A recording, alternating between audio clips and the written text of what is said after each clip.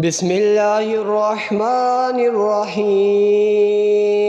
اقرأ باسم ربك الذي خلق خلق الإنسان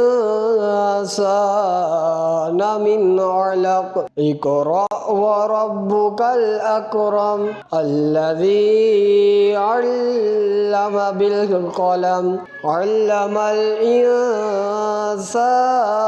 ما لم يعلم كلا إن الإنسان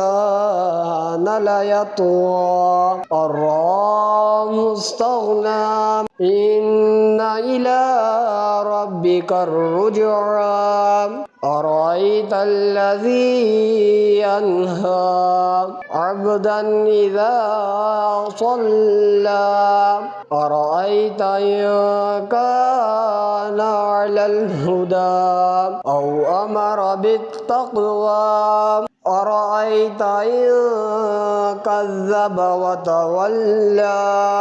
ألم يعلم بأن الله يرى كلا لئن لم ينته لنسفعا بالناصية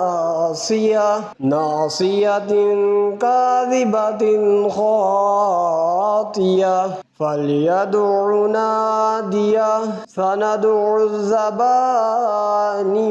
كلا لا تطعه واسجد واقترب